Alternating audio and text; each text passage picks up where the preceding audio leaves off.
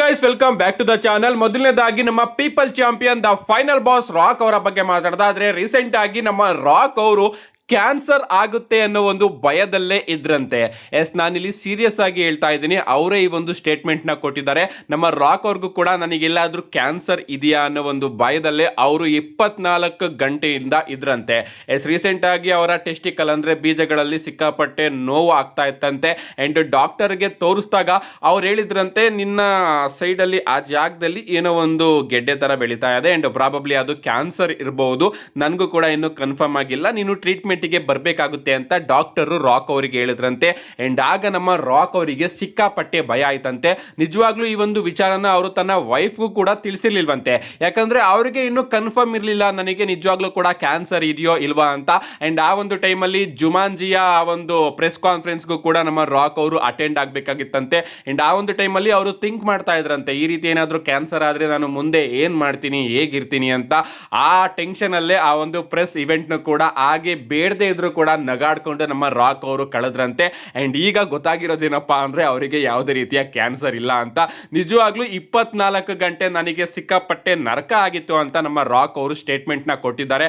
ನಿಜವಾಗ್ಲೂ ಒಳ್ಳೇದಾಯ್ತು ಗೈಸ್. ಯಾಕಂದ್ರೆ ಕ್ಯಾನ್ಸರ್ ಏನಾದ್ರೂ ಆಗಿದ್ದಿದ್ರೆ ಸ್ವಲ್ಪ ಇಮ್ಯಾಜಿನೇಷನ್ ಮಾಡ್ಕೊಳ್ಳಿ ಯಾವ ರೇಂಜಿಗೆ ನ್ಯೂಸ್ ಬಂದಿರೋದು ಅಂತ. ಬಟ್ ಏನೇ ಆಗ್ಲಿ ಒಳ್ಳೇದಾಗಿದೆ. ನಮ್ಮ ರಾಕ್ ಅವರು ಈಗ ಪರ್ಫೆಕ್ಟ್ಲಿ ಆಲ್ ರೈಟ್ ಆಗಿದ್ದಾರೆ.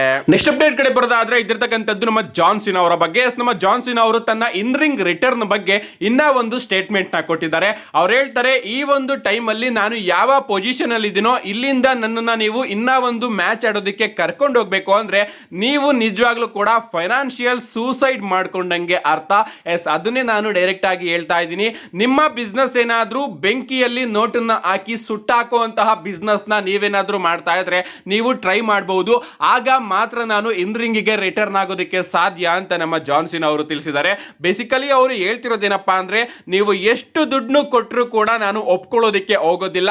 ನನ್ನನ್ನ ಮತ್ತೊಮ್ಮೆ ನೀವು ಇನ್ನ ಒಂದು ಮ್ಯಾಚಿಗೆ ಕನ್ವಿನ್ಸ್ ಮಾಡಬೇಕು ಅಂದ್ರೆ ಒಂದು ನಿಮ್ಮ ಆಸ್ತಿನೆಲ್ಲ ನೀವು ಕಳ್ಕೋಬೇಕಾಗುತ್ತೆ, ಹುಷಾರಾಗಿರಿ.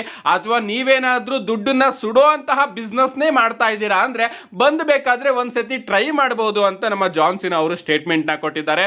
ಸೊ ಅವರು 100% ನಾನು ಇನ್ನ ಒಂದು ಮ್ಯಾಚ್ ನ ಕಂಪನಿಯಲ್ಲಿ ಆಡೋದಿಲ್ಲ, ರೆಸ್ಲಿಂಗ್ ಇಂದ ಕಂಪ್ಲೀಟ್ ಆಗಿ ರಿಟೈರ್ಡ್ ಆಗಿದ್ದೀನಿ ಅಂತ ಈ ರೀತಿ ಹೇಳ್ತಾ ಇದ್ದಾರೆ. ಬಟ್ ನಾವು ಬಯಸೋದೊಂದೇ ಒಂದೇ ಒಂದು ಮ್ಯಾಚಿಗೆ ನಮ್ಮ ಜಾನ್ ಸಿನಾ ಅವರು ರಿಟರ್ನ್ ಆಗಲಿ ಅಂತ.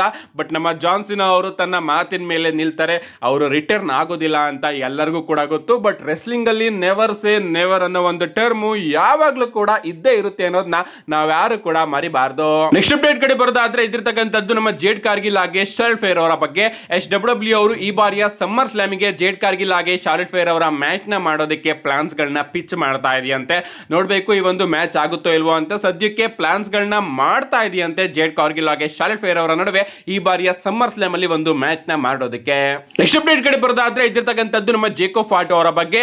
ನಮ್ಮ ಜೇಕೋ ಫಾಟೋ ಅವರಿಗೆ ಇಂಜುರಿ ಆಗಿದೆಯಂತೆ ಗಾಯ್ಸ್. ಇಂಜುರಿಯಿಂದ ನಮ್ಮ ಜೇಕೋ ಫಾಟೋ ಅವರು ಸಫರ್ ಆಗ್ತಾ ಇದಾರಂತೆ.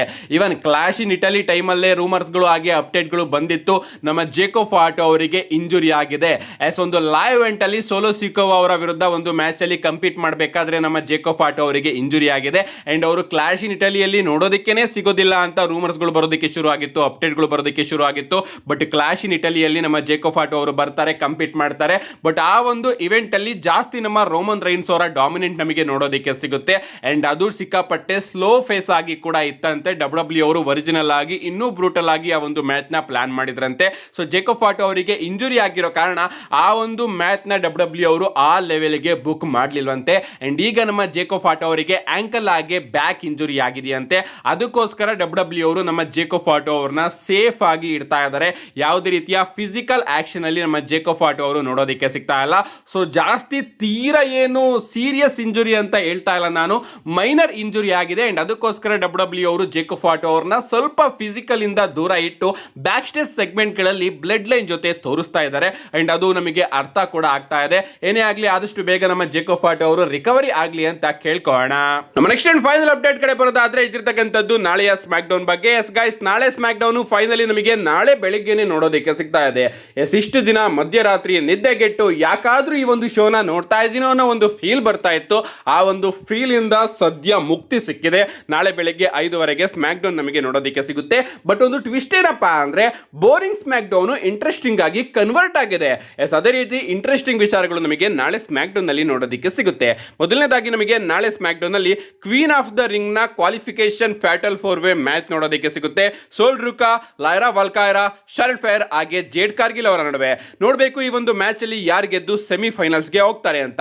ಇದಾದ್ಮೇಲೆ ನಮಗೆ ಕಿಂಗ್ ಆಫ್ ದ ರಿಂಗ್ ನ ಕ್ವಾಲಿಫಿಕೇಶನ್ ಫ್ಯಾಟಲ್ 4-ವೇ ಮ್ಯಾಚ್ ನೋಡೋದಕ್ಕೆ ಸಿಗುತ್ತೆ. ಅಂಡ್ ಈ ಒಂದು ಮ್ಯಾಚ್ ಸಿಕ್ಕಾಪಟ್ಟೆ ಇಂಪಾರ್ಟೆಂಟ್ ಮ್ಯಾಚ್. ಫಿನ್ ಬ್ಯಾಲರ್, ಜೇ ಉಸೋ, ಎಲೆನೈಟ್ ಆಗಿ ರಾಯ್ಸ್ ಕಿಸ್ ಅವರ ನಡುವೆ ಈ ಒಂದು ಮ್ಯಾಚ್ ನಮಗೆ ನೋಡೋದಕ್ಕೆ ಸಿಗ್ತಾ ಇದೆ. ಈ ಒಂದು ಮ್ಯಾಚ್ ಸಿಕ್ಕಾಪಟ್ಟೆ ಅನ್ಪ್ರೆಡಿಕ್ಟೇಬಲ್ ಆಗಿ ಕಾಣಿಸ್ತಾ ಇದೆ. ಈ ಕಡೆ ನಮ್ಮ ಜೇ ಉಸೋ ಅವರು ಕೂಡ ಗೆದ್ದು ಸೆಮಿಫೈನಲ್ಸ್ ಗೆ ಹೋಗಬಹುದು. ಆ ಕಡೆ ನಮ್ಮ ಎಲೆನೈಟ್ ಅವರು ಕೂಡ ಗೆಲ್ಲೋ ಚಾನ್ಸಸ್ ಇದೆ.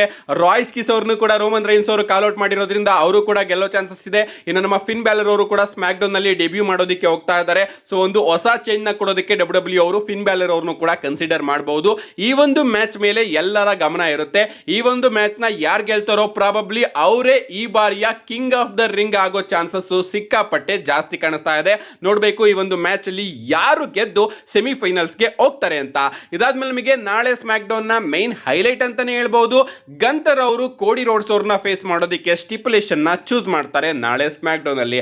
ಆ ಒಂದು ಸ್ಟಿಪುಲೇಷನ್ ಯಾವ್ದಾಗಿರುತ್ತೆ? ಸಬ್ಮಿಷನ್ ಮ್ಯಾಚ್ ಏನಾದ್ರು ನಮ್ಮ ಗಂತರ್ ಅವರು ಚೂಸ್ ಮಾಡ್ತಾರ? ನೋ ಡಿಸ್ಕ್ವಾಲಿಫಿಕೇಶನ್ ಏನಾದ್ರು ಅವರು ಚೂಸ್ ಮಾಡಿದ್ರೆ ನಿಜವಾಗ್ಲೂ ಕೆಟ್ಟದಾಗಿರುತ್ತೆ.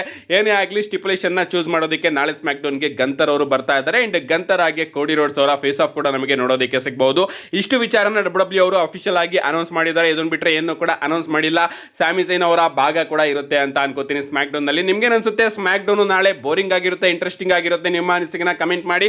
ಇಂಟ್ರೆಸ್ಟಿಂಗ್ ಆಗಿರುತ್ತೆ ಅಂತ ಫೀಲ್ ಆಗ್ತಾ ಇದೆ. ನೋಡೋಣ, ಸಿಗ್ತೀನಿ ಗೈಸ್ ನಾಳೆ ಸ್ಮ್ಯಾಕ್ ಡೌನ್ ರಿವ್ಯೂ ವಿಡಿಯೋದಲ್ಲಿ. C guys in my next video.